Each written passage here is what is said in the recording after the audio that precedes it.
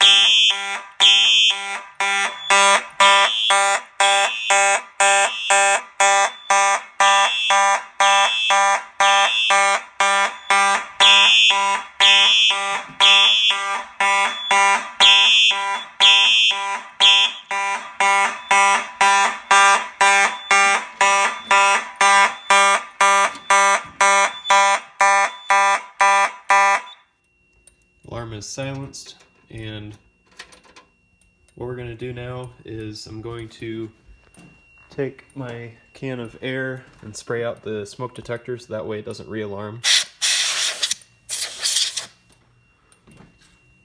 And then what we'll do is we'll deactivate the relay. So when I turn this key switch, that LED will turn off. And now what we can do is initiate a system reset on the Simplex 4010. System reset in progress. We'll wait for that, and then once that goes back to normal, we'll reset the 4004.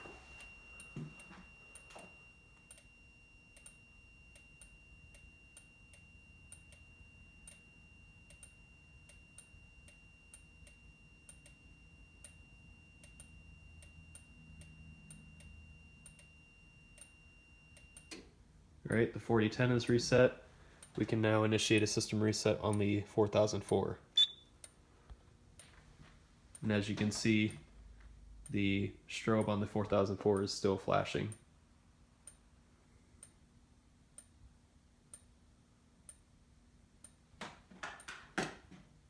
Alright, the 4004 is reset. So what we can do now is reactivate the relay. The relay is not supervised, even though it should be. This is just a demo system. And we'll now go ahead and activate the pull station on the Simplex 4004 system, which will be the 425120.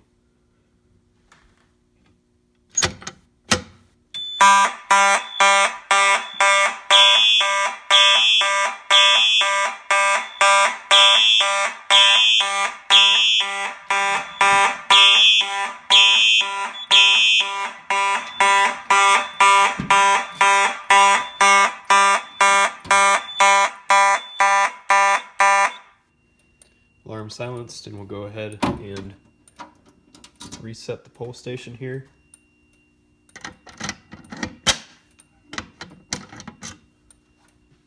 And we'll deactivate this relay here. And reset the 4010 system.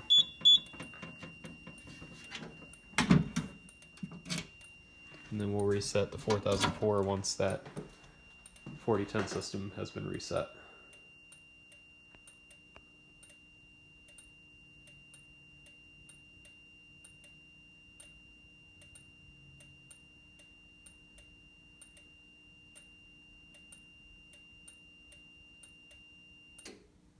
.4010 is now reset. Let's go ahead and reset the 4004.